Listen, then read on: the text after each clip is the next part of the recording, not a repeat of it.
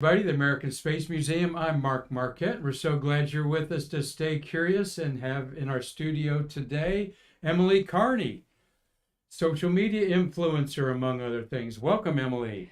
Thank you. I'm really thrilled to be here. I've been wanting to do this for a long time, and I'm finally glad. I'm glad to be in town and to be able to do this marvelous program. I'm such a big fan of the American Space Museum, and I have been for a very long time. So I'm just really excited to be here today. Thank you, Well, Mark. we're pleased to have you here, and we've been trying to get you here, of course, in all kinds of circumstances, trying to do it remotely and whatnot. But we're glad that you've been a friend for a while with this museum, and we look forward to having many visits with you on Stay Curious, because she has so much to offer. If you don't know Emily, she started a Facebook page exactly February 15th, 2011. And she called it Space Hipsters. And would you believe it has grown to almost 30,000 members?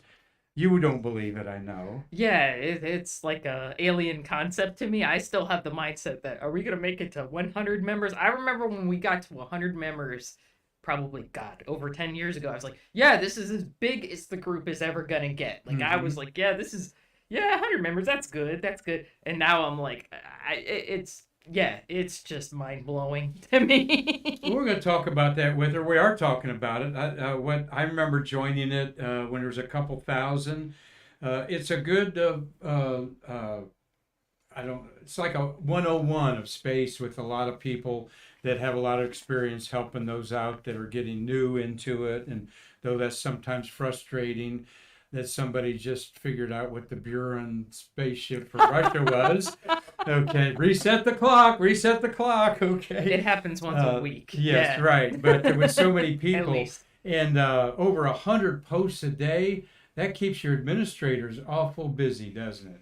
Yeah, it's a big task. We have some marvelous administrators in our group. I hope I don't forget any of them. I want to give them all a big shout out. Yeah, please do. We have Lois Honeycutt. We have Rodri Van Click, who's over in, I believe, the Netherlands. Or, no, my bad, Switzerland. I apologize. We have Tina Stagg, who's in Tasmania. Hmm. We have Laura Owensby in Alabama. We have Greg Bigelow. We have Burke Burnett, who's in Hawaii. We have Chris Spain, who's in Paris. We have Fred Becker. We have who's one of our cover artists. We have Al Petrie, who is in the other side of Canada. He's in Mm-hmm. British Columbia. Hi, Al. Um, I hope I didn't forget anybody. Chris Chris? Boyd. Chris Yes, Boyd? Chris Yes. Boyd. Yeah. I am so sorry, Chris. And I think that's it. If I forgot any of you, and Lynn Bartlett as well. Lynn is awesome as well, and Sam Mendel. And we have quite a few mods. In a nutshell, they filter out the BS and Yeah, the crazy stuff that occasionally yeah, shows up even on our Facebook page. the conspiracy crap is a Yeah. big thing. With the between the UFOs, the fake moon. Stanley Kubrick faked the moon landings, and Right. hey, I Which just discovered what Baran was today. Here's pictures of it in a hangar. Have y'all seen this? We got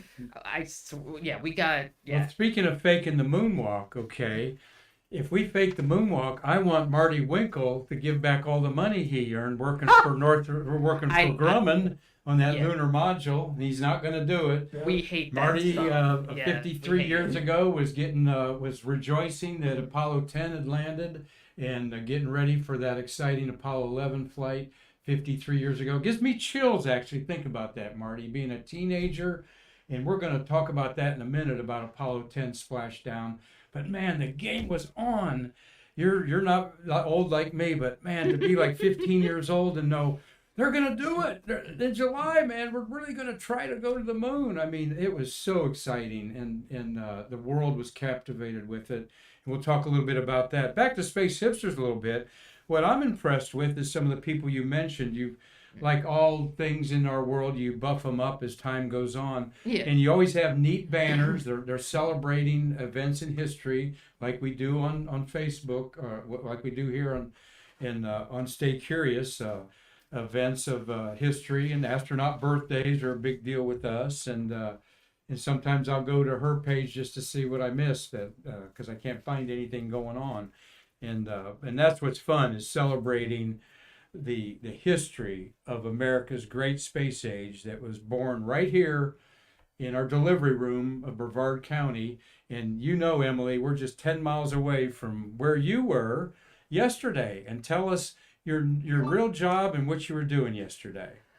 Yes. Well, I'm the Celeste. I work at Celestius Memorial Space Flights. They are the industry's iconic leader in memorial space flights. We really don't have any competition because we're the only people who does them.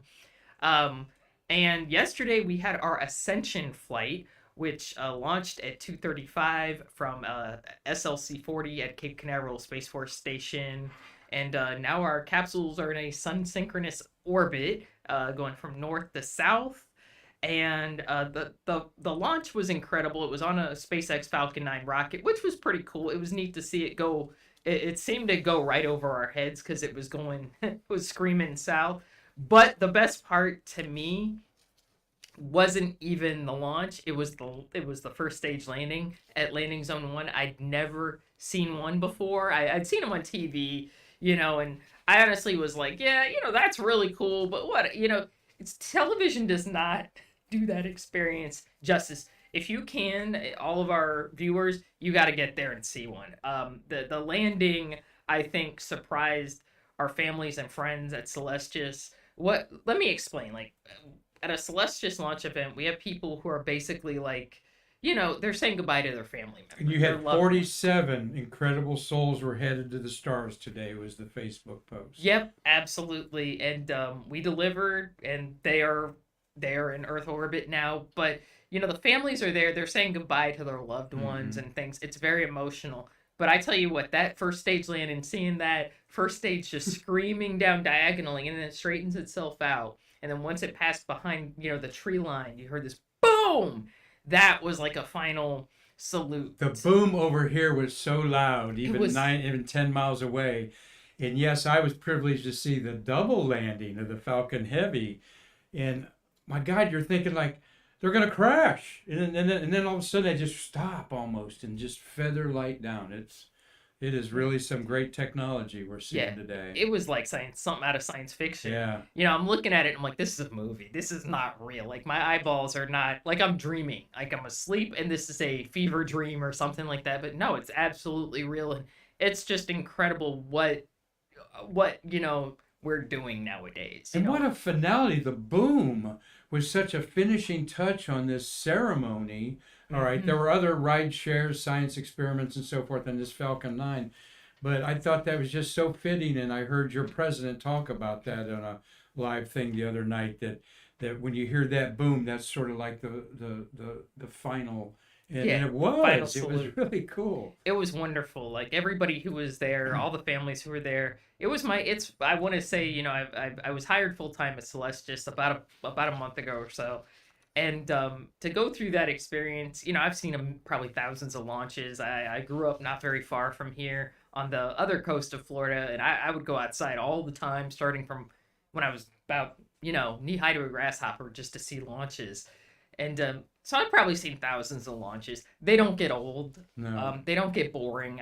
But, to go through that experience and, see these families just sort of getting some kind of closure from it was just phenomenal, and it's unbelievable, and I'm so proud to be working with such a, honestly, this isn't Tell just us the president. Yes, our company's CEO is Charles Chafer, and he's probably gonna watch this and be like, oh my God, but I am so excited to work with him. Charles Chafer is one of the commercial space pioneers. He really is. I learned a lot by him speaking the other day. He's done things kind of before, and it just maybe it was too early. Yes. Like the Delta Clipper, for example. So anyway, but yes, great organization, and we want to mention Celestis Inc. It's only about $5,000 to do this. They can give you all the details about that. But tell us about that maybe I'll get Marty to do a GoFundMe to send me to the moon with Alice Cramden up there, okay? But you can send us to the moon, and also tell about the DNA real quick, because we're talking with Emily Carney here. So privileged to have her as part of Stay Curious, and we know you're enjoying it out there. Yes, well, we do have we have several different flight services we can provide people with, and we have Earthrise, which is suborbital, and those launch out of New Mexico on a solid booster. We have Earth Orbit, which is what we did yesterday, and we have Tranquility, which is to the moon, and we have I think Voyager or Enterprise. It's going to be part of our upcoming Enterprise flight. Where it's deep space, where you're not coming back. You're going to be going through infinity for quite some time. And another service that we do offer, and you can put them on any of these flights with us, is we do have DNA services where you can send we take the entire genome, and you can send that in space, because not everybody wants to be cremated. Because we send up cremated. Obviously, they're cremated remains, in a flight capsule, but not everybody, because of, their religion or because of just their personal wishes, not everybody wants to be cremated, and we understand that. So but there's still people who are like, man, I can't be cremated, but I want to go to space. I want to do that I want to be on a forever space flight. We can do that. We make that possible for our clientele. And we also... We're sending your DNA to space. Yes. So I can be at Maple Lawn Cemetery with my body, and my DNA can be headed into the solar system. And and I'm embarrassed, I probably do not know as much about this as I should. Oh, you but will. We do send NFTs to space. We sent some NFTs up yesterday through some what? micro NFTs, non-fungible tokens. I know nothing about this. Okay. All I know is what it stands for. I know it has something to do with money. No idea, but it's through micro. Another crypto thing coming on here. Yeah, that's I'm laughing. So cool. Well, we're thrilled that you're happy doing what you're doing. You have been she's really been a great influencer on social media and other social conferences, face to face. We'll talk about here in a minute. Marty, you said we have a question. Yeah, Dave Stangy. Emily, would you ever write a book about your early days in the Navy, up to your life as it is now as Celeste? Well, okay. Wow. Tell us a little bit about how you grew up. Yeah, that's a great question. I'm sure you'd love to write a book, but... I would love to, but I'm going to use the same answer that Jim McDivitt once gave me when I asked him, why haven't you written a book? Because I would have to rat out too many people and I would get sued. So that's why I have not written an autobiography. That's a good. Well, tell us where you grew up and sort of how you got the space bug, and tell us about your wonderful husband, Steven. Yes! Well, anyway, I grew up not that far from here. I grew up on the other side of Florida in a city called Oldsmar, which is in Pinellas County.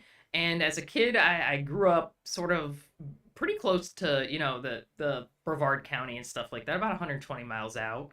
And one day, I was still a toddler, but I remember this very vividly. My mom was like, oh, the space shuttle's going up. Let's go outside and watch it. So we went outside. Space shuttle was like brand new. This was 1981. Go outside, and all of a sudden, you could see it. I mean, just, it was unmistakable. And ever since then, I was addicted. Like, I was hooked. I just loved space flight. And, so the shuttle program for me was the program that really got me into space. And obviously, we see Skylab is a backdrop behind us today. As a kid, I even though the program was well over by the time I got into it, as a kid, I got really fascinated by the Skylab program just because you didn't hear as much about it. And I just love the aesthetic of it, honestly. As a kid, it was more like, wow, that looks cool, Mm-hmm. And as an adult, as the years went on, when I became a teenager, when I graduated from high school, I joined the Navy to become a Navy nuke. And I did that for 6 years. And I got out, and my husband and I met when we were in the military. But when I got out of the military, we got married and stuff. And I was in stuff. Yeah, we got married and stuff. But I was really struck. He always knew what he wanted to do. Like my husband is a sports guy. He works at Major League Baseball and he does data ops for them. But he also does freelance stuff as podcast. He does podcasting. He talks about the Rays, the Tampa Bay Rays and stuff. Okay. But Where can we find his podcast? it's called Under the Orange Roof. That's his personal Under the Orange podcast. Roof, okay. Under the Orange Roof. And Orange Roof. Okay. Yeah, and it's about the Tampa Bay Rays, and he also has Orange a website. for oranges, probably. Huh? Yeah. Okay. He also has the a website called stpete9.com that he Okay. writes about the Rays, but he works with Major League Baseball. But my husband always had a very distinct idea of what he wanted to do when he got out of the military. He wanted to go into sports radio. And I never, when I got out of the Navy, I was like, I knew I wanted to be a writer, but I was like, I don't know what I want to write about. I liked science. I was like, ugh. So when I graduated from college, I went, I taught for a short period of time, and I was a teacher. And I'll be brutally honest, I hated every second of it. And it wasn't the students. I love the kids. I just hated the bureaucracy aspect of it. And I'll be honest, one day I just was like, you know what? I've had enough. I walked out. And I was like, I'm just going to become a freelance. I'm going to freelance write. I want to be a writer. It's what I excel at. I'm just going to go do it. So I did it. And I started writing a lot about space flight because I'd always loved space. But it never occurred to me that I could actually write about it. So I started my own blog called This Space Available, which has been, it has its home on the National Space Society website for the last 4 years, three or 4 years, I think. NSS.com? Space.nss.com. Okay. And it's under the blog, it's under the tag This Space Available. And I just started writing about space history, and my first post, I want to warn people, are not very good, but I just kept up with it, and over a period of time, I developed a fan base, and now, I love to write about space history. I find myself writing a lot about Skylab because there's so much to write about, and plus I'm one of those people, I'm like, I should write about something new, and I'm like, no, just write about the things you like, But it's amazing because you find out when you write about the things you like, it turns out other people like them too. So I hope that answer made some sense. Thank you, Very Dave long-winded. there. He's taking notes. He's going to write that up for your own autobiography. Yeah, there. Unauthorized there, Dave. Dave Stang, he's up in Michigan, one of our great Stay Curious followers up there. But we have Skylab behind here for a reason, and we're going to get to that with a little space history right now. Let's look at a little space history today, Emily. You know that our program is sponsored by the Hyatt Place, just down the road here, a beautiful hotel. You're in the Hyatt Place studios inside the American Space Museum, which we love calling the birthplace of the American space age. And I know you It's a agree nice with it. hotel. It's a nice hotel too. I've stayed there a couple times. I enjoyed We it. thank them, and that's where we had our Space Fest. We want to remind you that we had an excellent program by Ashley Nelson, who is a ground operations communications expert for Artemis. There's where you can find the latest on the Artemis rollout. Might be just about 2 weeks away, probably the first week of June, to get it out there and do a wet rehearsal, wet dress they call it. They tried 3 and found problems and brought it in. I think they did it 6 times to the shuttle before it got right. So Marty's writing down a few of our fans out there. But I do have to say this, Emily. He held up a little sign there. We were talking about your husband working for the Rays. Rays tickets, he has question mark. Oh my gosh. That, I'm sorry, I cannot get free Rays tickets. Yeah, I get that all. Okay. Unfortunately, I get that a lot. And people We get a try lot to of Kenny tickets. Space Center free tickets. for Yeah, that, but no. I can't get. Yeah, he Okay. cannot get free Rays tickets. Unfortunately, that's not really his pay grade. All But right. Well, and I can't get unfortunately, to. we got to end this show a little early, Emily, today. Oh, So no. there's the door, Marty. We'll continue space history without you. No. Yeah, and I can't get you a job at NASA either. That's Okay, another thing. that's I get right, that a yeah, lot in we my. get- exactly. Yeah. But no, interesting little bit of space history I like digging up was today.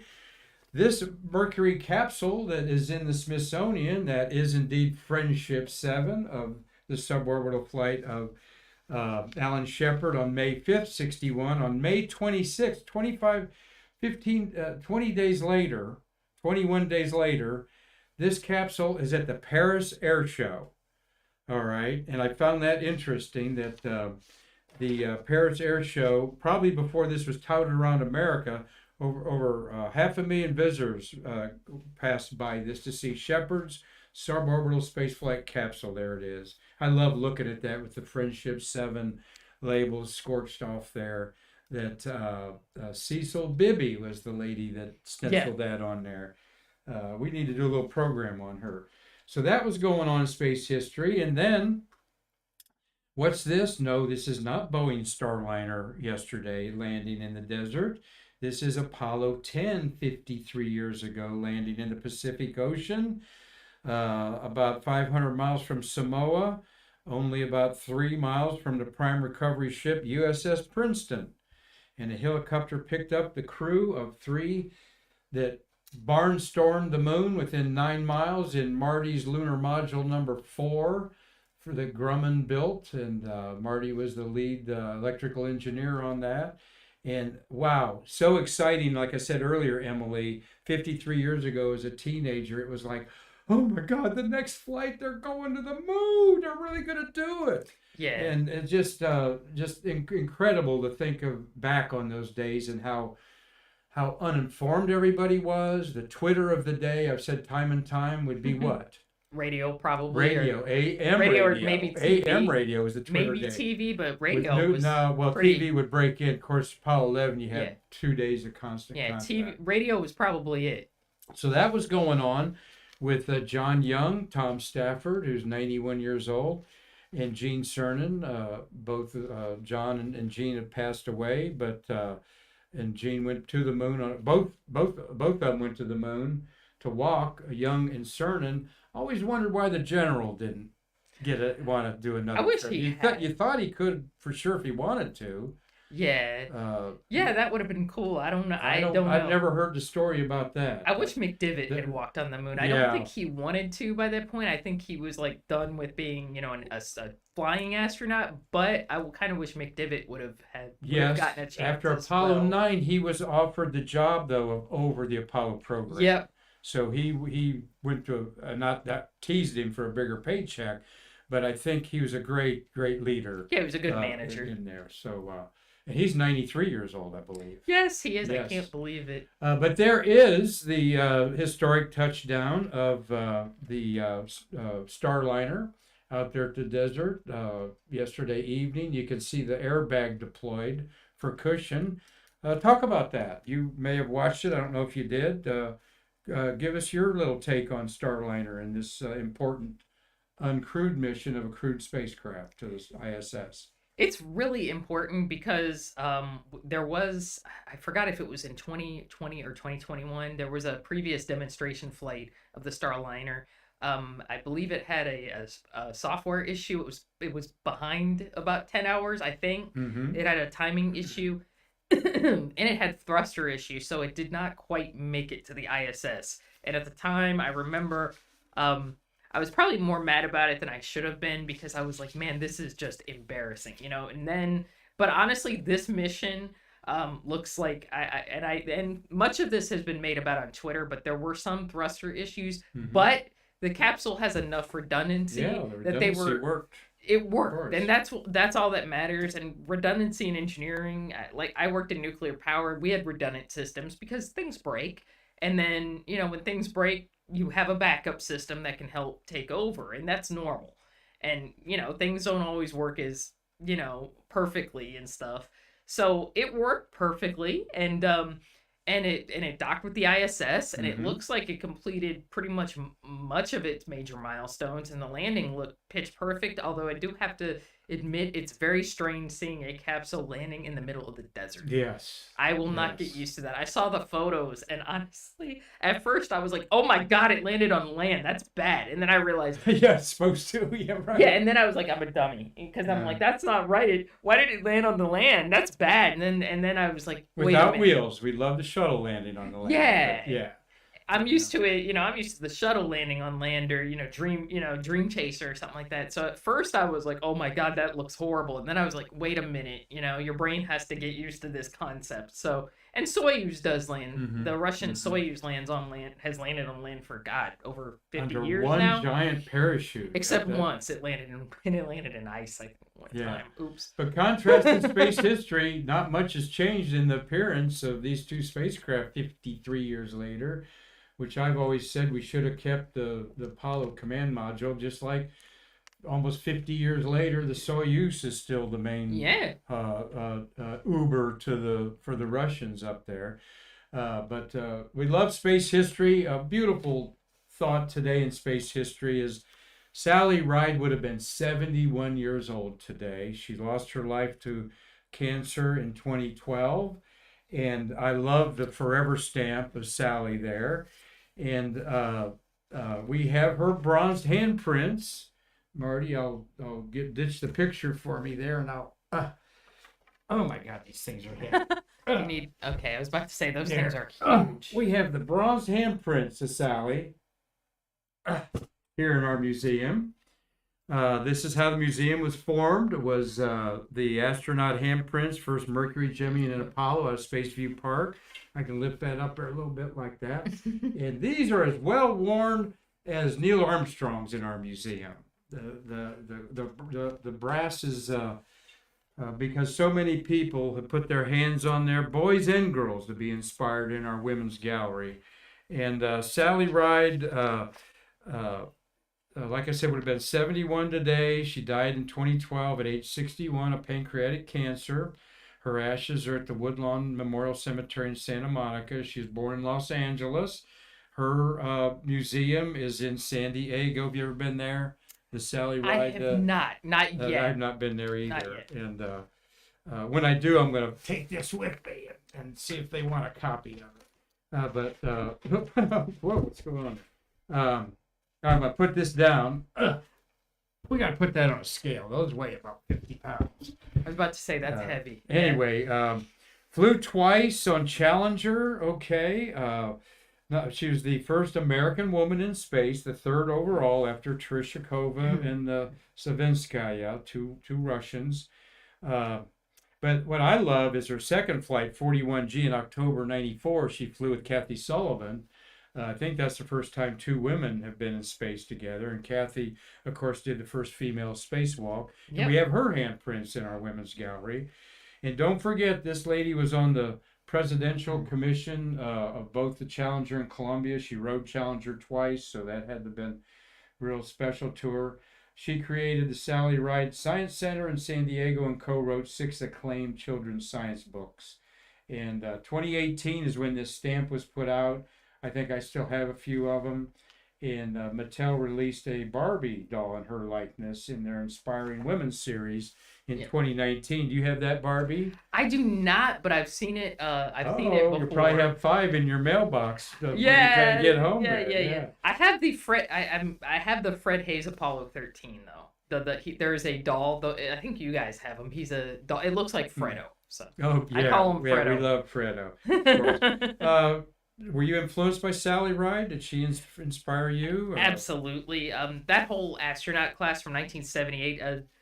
I was born in 1978, and when I sort of became aware of space flight, when I was a young child, they were the first women astronauts were just starting to fly. So we had Sally Ride, followed by Judy Resnick was the second one. Mm-hmm. And then they just started flying throughout the shuttle. And that was a big deal for me because, especially when Sally Ride went up, because it was just like, wow, there's people who look like you who are going to space. Because as much as and this isn't a criticism of the Apollo program, but, I love the Apollo lunar missions, but you just did not, even, as far as personnel were concerned, there just weren't a lot of women working in that program at the time. There weren't a lot of women engineers. You didn't really see many people, other than like Joanne Morgan and a few other people who really looked like you. And I know for women of color, it was even less women that, looked like them, and that's tough because it kind of gives you a message like, well, there's not many.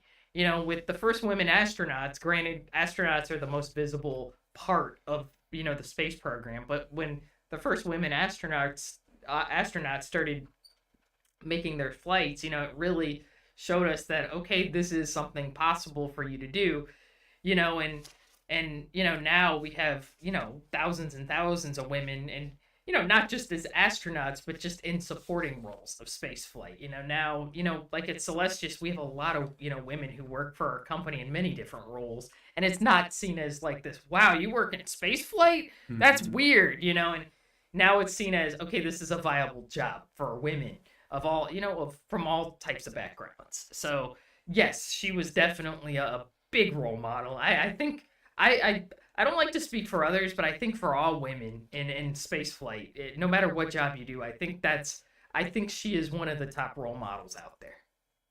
Absolutely, and everything about her is just amazing.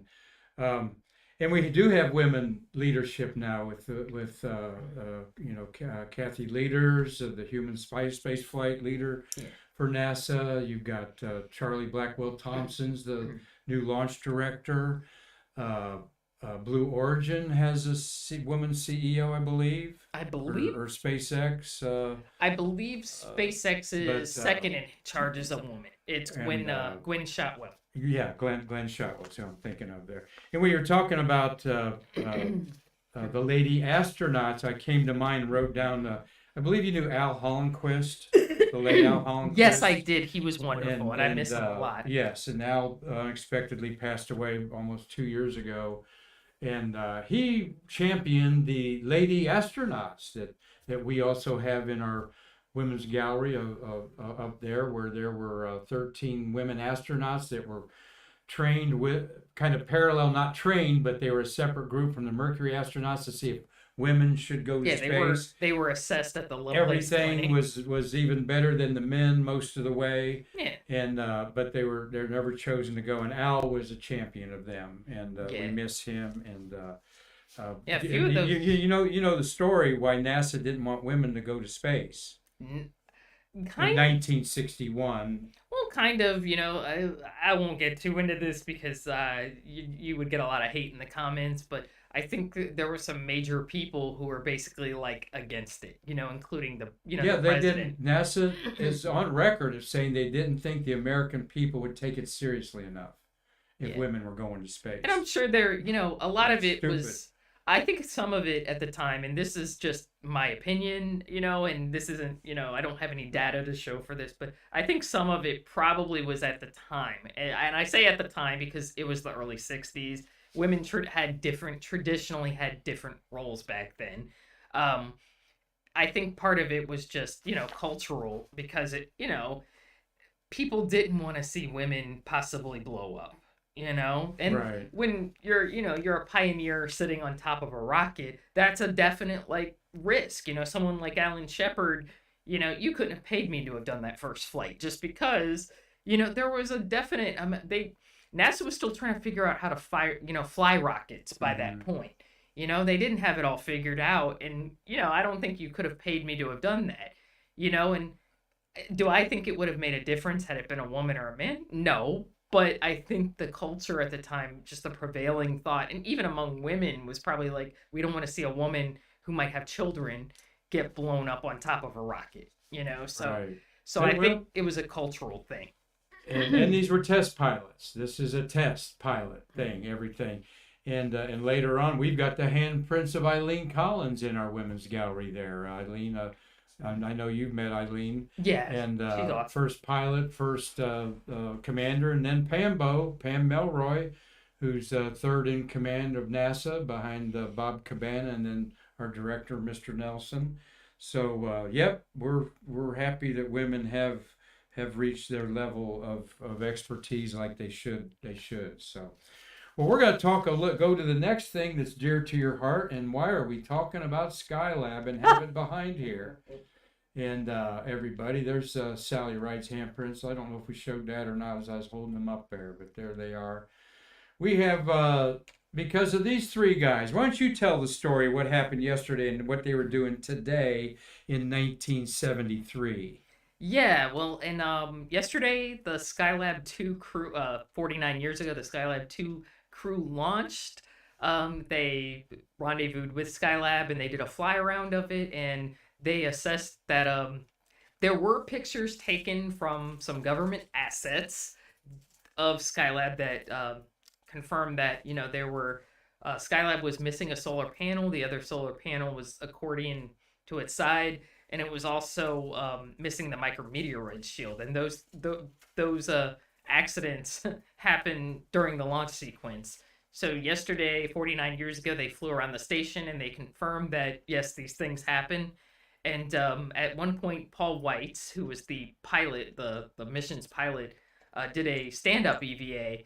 And Joe Kerwin, who is the mission science pilot, Dr. Joe Kerwin, first American doctor in space, wonderful guy. On the left there. Yep, the dark-haired gentleman with the Irish gentleman. And he's 90. He's and then Pete Conrad in the middle, but the other two passed away. He's 90. Yeah, Joe is still going. I say Joe like he's my best friend. Dr. Kerwin is still going strong.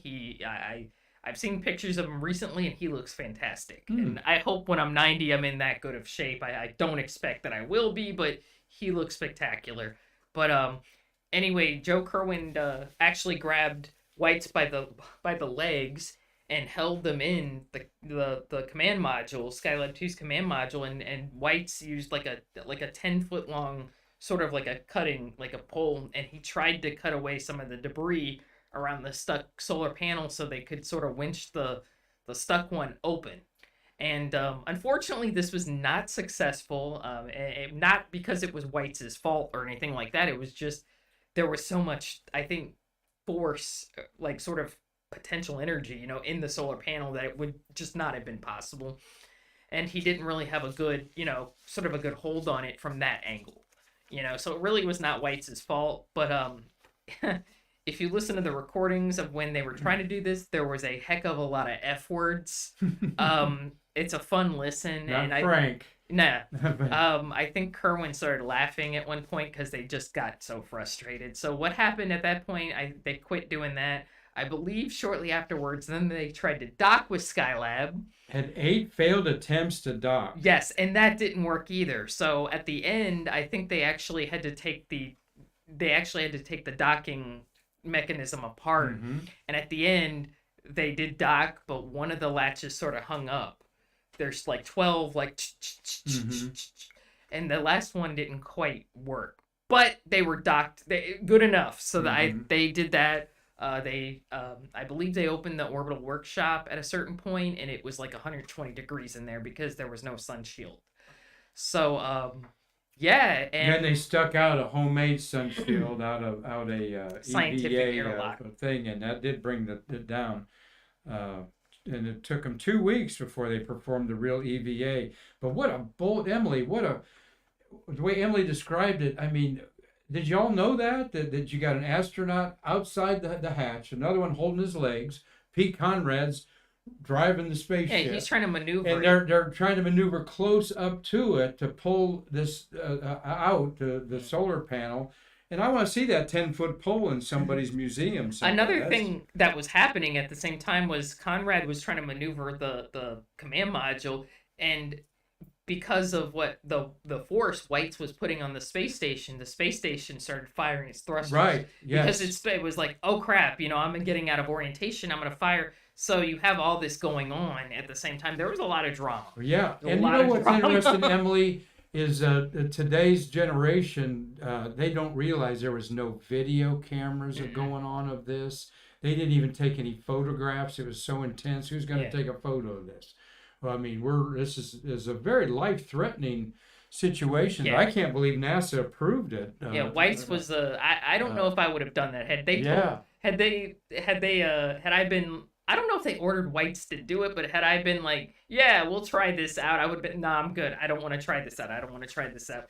But yeah, Weitz, years ago, one of my treasured memories of all time is I did a Skylab panel years ago, and Paul Weitz was on it, and it was a couple years before he passed away. And there's this great painting. There's no photos of this that existed, but there's a space artist, I think in the Netherlands. His name is Ed Hengeveld. Yes. And he did a marvelous painting of the stand-up EVA. And he did a great painting of it, and I put it sort of on a slide, and Weitz completely explain the entire EVA to the whole audience, because I was like, can you tell us about Wow. doing that? And Love to see that. White's just lit up and was like, yeah, you know, and he explained the entire thing, and he was like, we were all cussing and stuff like that because we were frustrated, because we were like, this isn't going to be easy, you know. And even when And they Pete Conrad was known to Well, throw he a was- few expletive deletes Yeah. out there. yeah, he cussed anyway, you know. But yeah, but a couple weeks later, Kerwin and Conrad would do the EVA that actually succeeded in freeing the stuck solar panel, and it, you know, that one, it took a while, but they did end up freeing it. But yeah, it was just, that was a very risky and bold mission for the time, and it proved that people could do those kind of EVAs in space, you know, where they could fix stuff. Yeah, that's yes, that was and you know, we ended up that transition to the other EVAs they had, but maybe they learned some lessons learned. That had been the first EVA that stand up since the Apollo 17 moonwalk, I believe, yeah. and the trans lunar EVA that Ron Evans Ron did. Evans would have done, Yeah. on there. And you mentioned Ed Hingevel. I know he's a space hipster and Yeah. a great contributor to your since the early days. And hi, Ed. Hope that you find Stay Curious interesting to you. We'd love to have you on Stay Curious sometime. Marty, did you have a question before I say hi to some of our friends out there? Yeah, Robert Law wants to know, Emily, have you ever met Wally Funk? Did you meet Wally Funk? And have- Robert is in Scotland. Hi, Robert. Enjoying. I have not met her, unfortunately. One of the original Mercury I've lady met- astronauts. I've met a couple of Mercury 13 astronauts. I've met Genora, and I met Sarah Ratley. I met them, and they were wonderful, and they were so much fun. I think Sarah has since passed away, and which stinks. It really. I'll just be blunt. It really sucks to see that generation just going away, because the stories should be around forever, you know. And Yes. but yeah, they were incredible women. It was a total honor to just even meet both of them, and they were very like open about their, you know, experiences being women pilots at a time when not a lot of women were doing that, you know. And you know, and they They're didn't. pioneering airplane pilots, most of them too. Yeah. So we want to say hi to Mark and Tom Usiak. You know them very well. Hi, They're guys. Staying Curious. Dave Stang, he's up in Michigan. Ophelia Sauterel, thank you for watching. Tell your friends to watch in Normandy, France. Oui, there in the evening time of Normandy, France. Jennifer Chaw's watching. Kevin Petley. Lisa Marie's watching. Christopher Mick is an educator in Wisconsin. Hi, Chris. And a good stargazing buddy of mine, George Fleener's watching over in Bradenton, Florida, maybe. Hi, George. And Brian Ewison and Bill Calloway. Thank you for finding Stay Curious. Ashley Kendrick is my granddaughter's grandma up there in Tennessee. Hi, Ashley. Maybe you're watching on your float boat there on the lake. Hope it's a beautiful day for you. Pam Shivik. Do you know Pam? Yeah, I know her. Yeah. Pam is actually a Buckeye like me, the home of Ohio Knots, 25 of them. And you talked with one of the Ohio Knots. Yes, the Don other day. Thomas. Don Thomas. Fantastic guy. How was Don? Good. He is wonderful, and he is awesome. He supports your Celestis funeral space thing. Yeah, he spoke at our memorial service, and he is amazing, and we did a live cast with him on Monday as well, and he's just amazing. He's very friendly, I hate this pun, down to earth.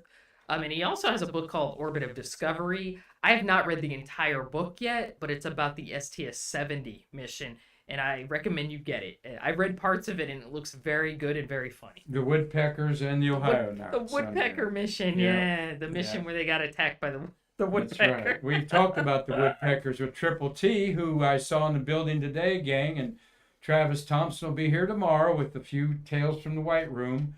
Those that he can tell anyway. Yeah. He was in the building to meet you today. Yes, and, he's a sweetheart. Yeah. Did he tell you any tales that he can't tell on air? He told me a couple. He told me a couple of tales that I hadn't heard before that were just like wow, that were mind blowing. He's got a lot of stories. Yeah. Robert Katz, thank you for watching, and Tom Celentano's watching on Stay Curious. And this special, I think it's a special program to have Emily Carney here. She's such a social media influencer. We spent the afternoon together, took a delightful ride around the county, and get her away from the hubbub that you've been involved in all week in there. Yeah, it's been an awesome week, but just Before a very you turn busy. west and go home to your husband Stephen and your children, your fur babies. Yeah, my Smokey and Bandit. Absolutely. There you go. Smokey and the Bandit. Smokey and the Bandit. Well, let's. I'm going to skip this one picture here, and we're going to talk a little about you to end the program here. Okay. Maybe some surprise pictures. You've been called upon many times to be a presenter or a host, and we've got some pictures of you at one of the Space Fests. Yeah, that was the first Skylab panel with Paul Weitz on it from a few years back. Don't know why you have that weird expression on your face. But, I don't know. Yeah, I look kind of there's her Space constipated. Hipsters bag, and she's got Andrew Chakin's book in her arm there because. But here, tell us what's going on there. That is the Skylab panel I was just telling you about, and my eyes aren't the greatest, but I believe from left to right. Tell us about Space Fest first, where this was taken and why that's such a cool event. This is in Tucson, Arizona. Usually it's annual. Unfortunately, there won't be one this year, but I'm guessing there will probably be ones in the future. This year, with COVID, sort of everything that's going on, it's kind of not the greatest year to schedule one, but that's okay. There'll be future ones. But Space Fest is a it's about a 3-4 day long event in Tucson, Arizona, and it's basically where a lot of astronauts meet and sort of like the space community just meets up with each other, and it's incredible. It's really like nothing else in the world, and it has a lot of lectures too from space authors. I love the astronauts. I'm gonna say this. I'm gonna get a lot of astronauts like, why did you say that? It's not meeting other space authors. To me, is the best part of Space Fest, because there are authors like I've met obviously Andy Chaikin there, who's amazing. Francis French, who's a friend of mine. I don't know if he's watching it. Hey, Francis. We hope Andy's watching. He's helped our museum, and he's awesome. He when we were at a mall, Andy autographed his first classic book about the Apollo program there. Yeah, he's awesome, and he's a really great guy, and also people like Anatoly Zach. In fact, here he is. Yeah, that's the first time I met Andrew. The reason why I look that stupid is that's the first time I met Andrew Chaikin. I was like freaking out because his book, A Man on the Moon. I meant to bring that book in here. It's well worn, and I use it as a reference, as everybody does. What a tremendous writer and chronicler of this important chapter of American history. That book Thank you, Andy, for doing that. That book was like a cultural reset to me. Absolutely. It was like because there were a lot of good books about Apollo, but this one was just to me like, okay, nobody needs to write about Apollo anymore after this one. This is it, Mm-hmm. And he's followed it up with some classic tomes of that elaborate on the photography. And he stuff. has. He's done a lot more. But there's your panel. Give us the left to right. This is an all-star panel beyond all-stars. Yes, this panel was incredible. This is from left to right. There's me at the podium. There's Rusty Schweikert, Jack Lausma, Bad Bobby. Yeah, he's such a sweet man. I love Jack and his family. There's Paul Weitz. Rest in peace. Paul Weitz is like one of the unsung Skylab heroes because he was very quiet, and he's a wonderful man. I miss him a lot. There's Cy Liebergott, I believe the Ecom, the famous... okay, yeah, I wondered who that one was. There is, okay, and the next two, that's Vance Brand, Alan Bean, Leonard David, the incredible writer, and on the end is Chuck Dieterich, who is a famous flight controller. That was an all-star panel, and I don't know if it'll get any better than that. What a privilege to moderate that, I imagine. It was. It was one of my life's biggest honors, and there's still times when, like, I'll be in bed at night, just thinking about stuff, and I'm like, man, I got to do that. Like, that was flipping awesome. Like, and the memories from that, yeah, that's something I'm always going to be proud of. Mm-hmm. Well, there's you and Andy there. Okay. By the way, you know who took these pictures, don't you? Yes, I believe it was. I think Tom. It was Mark and Tom who did these. Yeah. Our UCAC brother teams are I up in love them. Lancaster. Hey, we watched another launch for you guys yesterday. You know, don't worry, you don't have to come down here. Emily will watch them from the West Coast. I'll watch them from Space View Park for you guys. We got to tease them because they love to be here.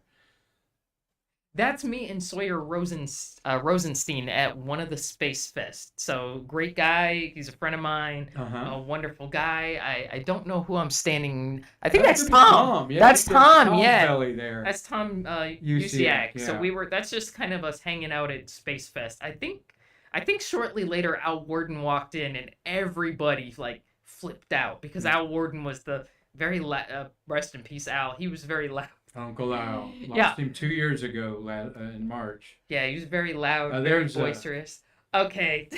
There is the Emily, I am in shock, oh my God expression. That is okay, that is a story right there. What happened was I was talking to Andy Chaikin, and Andy has these amazing. That's Tom Usiak on the left. Andy has these incredible photos that he's cleaned up, and it's of the Gemini 4 EVA, and they're exquisite because he's cleaned them up. I mean, it looks like you could just reach in and touch Ed's spacesuit. And I asked Andy, you know, what was the apogee for Gemini 4? Because they look awfully close to Earth. And Andy was like, I don't know. Why don't you ask him? And I look around, and there's Jim McDivitt. Oh, wow. Who's the commander. The commander of Gemini 4. And I was like, oh my Taking the pictures. I mean, he doesn't get credit for his awesome photos he took with that Nikon camera. And I'm like, oh my God. And Nikon camera, UCAC boys. I was like, I can't talk to him. You know, I was like, and then Jim saw General McDivitt. Jim McDivitt sees Andy and comes over to the table to, you know, to say hi to, you know, Andy. And I think this was right after, because somebody asked McDivitt, are you ever going to do a book? One of the guys at the table asked McDivitt, are you ever going to write a book? And he's like, no, because I'd have to make up too much stuff and I would get in trouble because some of it I would have to tell stories about people and it would be, you know, basically he's like, I'm never writing a book. But he's like, but I did write a chapter in a book, in an aviation book called CLC, which stands for Career Limiting Caper. And I think that's when I burst into laughter and that photo was taken, because CLC is a term I used in the Navy for an incident that would limit your career. So that's what I think happened. But yeah, I look crazy there. That's one of my favorite photos. I was so excited to talk to him. McDivitt is awesome. Bill Waldron, who was the lead over the Apollo 11 LM-5, good friend of Marty's. Remember Bill's story about McDivitt? Where they're in the middle of the night, and Marty mostly worked the 8 p.m. to 8 a.m. shift. McDivitt comes down to where the lunar module is in his robe at like 2 a.m, and he asked Bill Waldron. He said, "I want to see the leg go out. How are you going to have the legs go out? I want to see that. I can't sleep without seeing that." And so they activated it, and it was pyrotechnics, right, Marty? And it was really loud too, Bill said, and it was one of the first times they'd seen it too, and they saw the legs go out because they were folded up, you know, in the slaw, and then he turned around in his robe and went back and got a good night's sleep. I believe it because I mean, it wasn't in the slaw. What? No, it wasn't in the slaw. They did that. No, it was over at the ONC. Yeah.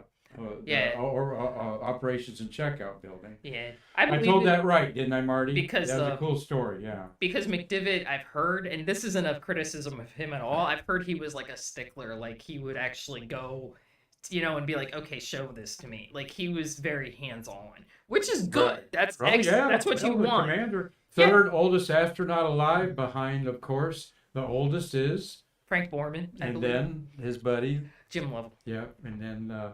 This wonderful man, and could have been a moonwalker, no doubt would have commanded a moon ship. Probably, if he was on 9, he could have been 12 easily. Yeah. I wish he. But he became the manager of the whole entire Apollo project, and it took a brainiac like him probably to. And his first decision was to launch Apollo 12 through a thunderstorm. Yeah, yeah, right. I'm just messing. Yeah, Messing. all right. And we all know that acronym that goes around. Marty, a comment. Yeah, I can't read the person's name, but he said, when I met Jim McDivitt in 1989 and told him I had grown up with Gemini, he replied, so did I. So did I. That's awesome. All right. Thank you for that comment there.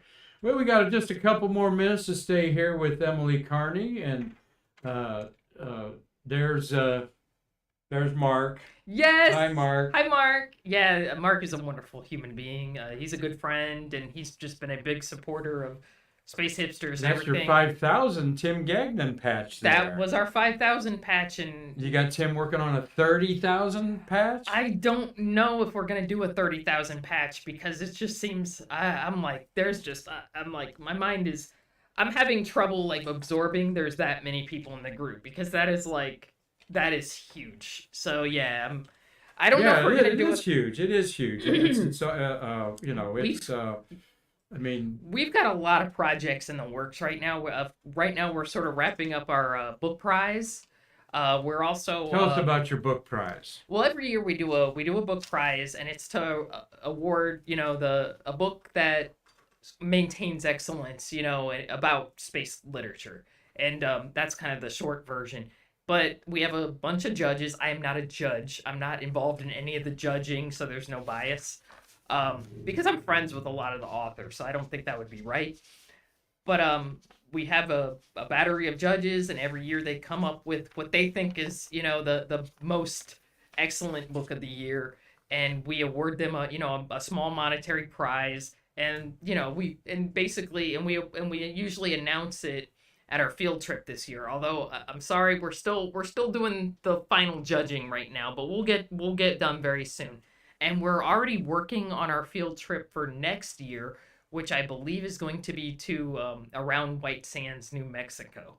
So that'll be really cool. We try to take people to kind of off the beaten path of, space history stuff. We could go to Kennedy Space Center.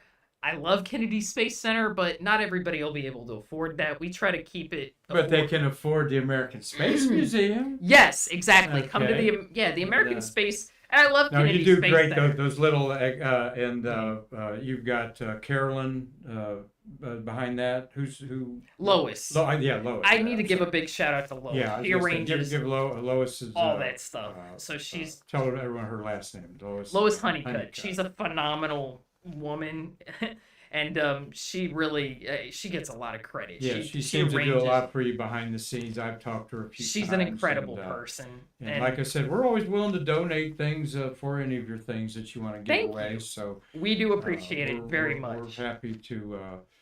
I was on a panel. You had a wonderful nonprofit museum panel in the heart of the pandemic that helped raise some money for all the museums that participated, and we were honored to be part of that. So we knew that, during the pandemic, the small museums were going to get hit the worst. I wasn't really worried about Kennedy Space Center and stuff like that. I mean, I love KSC, and I'm not dissing them, but I wasn't worried about their income stream as much as the smaller museums it's Delaware North. People who aren't going to go, people who can't go out to these places, so they're not going to get the income they need every month to stay running and to stay doing what they're doing. So we were worried about that. So we wanted to promote them, so that problem wouldn't happen because, my worst, I can't speak for Lois, but I think in this case I could. I think our worst nightmare among all the moderators was that somebody would be like, okay, we got to go out of business because we just don't have the funds, and that stinks. That shouldn't happen, There were plenty of museums that did fold, as well as restaurants. Marty, as we're ready to end a wonderful hour with Emily Carney, we got one last question. Yeah, Mark Usiak, Skylab question for Emily. Oh boy. If they could not have got the wing out, or if when it did spring out, it came off, would that crew have to deorbit the workshop before returning to Earth? Probably. Here's the one solar panel that was if left. they couldn't have unjammed the solar panel. Here's my guess of what would have happened.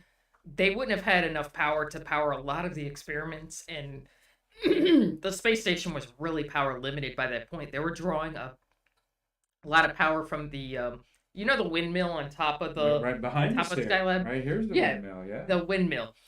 Okay, Solar panel windmill. that was powering. That was the ATM, The telescope. the telescope solar power, and they were actually using that that as a power source to help power parts of the space station, but they were still severely power limited because they didn't have the main solar panels. So my guess is that they probably would have had to truncate most of the experiments, and Skylab would have just been used for that one mission. They wouldn't have been able to have a second or a third Skylab mission, especially the last mission, because Ed Gibson, who's amazing, he was the mission's solar physicist, and he did a lot of work at the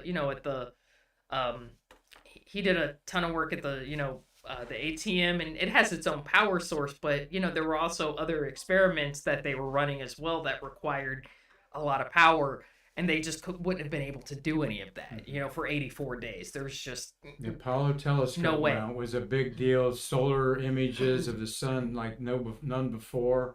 This mission also studied comet Kohoutek. But Emily, what people forget about in 1973, it was film, and they actually had to do spacewalks to go out and get their data. All right, literally do a spacewalk to retrieve the film that was your data to bring it back to Earth. Yeah. And then what I love about Ed Gibson is he actually took a year off as an astronaut to analyze that data as a solar physicist and write a book about it. And a lot of people forget about that because, when they got home, people think, they were able to download no, those were film pictures. Yeah. They had to develop process them. It. And then, like you said, Gibson took a year off to basically, suss out the photos and analyze them. So it wasn't like, nowadays we have sort of instant gratification when it comes to a lot of spaceflight stuff, and back then they didn't have that. So it was really, they didn't have TDRS back then, they had to wait till they were over a ground station to talk to people. It was a different time. And they were, it's amazing to me. That's why I'll end with this before we go. I know we're probably over a bit. You're great. But over at all. That's why I love Skylab so much. Is because they, it was the early 70s. They had limited, really, compared to what we have now. They had very limited resources, and they were able to accomplish so dang much in just 9 months of time. I mean, that to me is just, we could never do something like that again, in my opinion. No, it was amazing. 3 missions. You see the cover there, the orangish cover. Some of you probably own a little piece of that. I'll bet Robert Law does on a card, the paracel fabric there. And we'll tell that story one other time. There's a Mad Don Arabian was involved with that. A wonderful engineer helped engineer that. But Emily, tell us where we can read your blog again. Yes, well, I have a blog on Medium that's under, I think it's Emily Carney space at medium.com or something like that. And I should know the URL. On the National Space Society, I do have my blog, This Space, available. It's space.nss.com, and it's under the blog, under the tag, This Space Available. And I also have a podcast called Space and Things. It's on every podcast provider, so go check it out. Space and Things. Okay, we'll do that, and we want you to stay curious. We got a little something Marty wanted you to have. This is the swag that they gave at the 50th anniversary of Apollo 13 that they held 52 years later, back in February. Marty actually designed this and wants you to have a copy of that. Wow, that's beautiful. Okay, Thank you. I love it. And of course, I got a couple little packages of swag from Skylab to take home with you from our eBay stuff and so forth. But Emily, thank you so much. Thank you so much. I'm so glad to have been here. Thank you. It was wonderful. I appreciate your friendship and your support of our museum here. And yeah, folks, she's just as nice a person as you'd think she'd be. Space Hipster #1 there. And God bless you and all you stand for is what I got to say. And keep on entertaining people, and good luck with Celestis there. Please tell us what's going on. Thank you so much. And absolutely. We'll have you back. Yes, for sure. I would love to be back. We want to have you back over here, and so Marty, thank you for all that you've done today. Good show. We hope everybody's enjoyed our Stay Curious program today. And on behalf of our wonderful museum in downtown Titusville and our guest Emily Carney, I'm Mark Marquette, and we'll see you tomorrow with the one and only Triple T to bridge the space between us.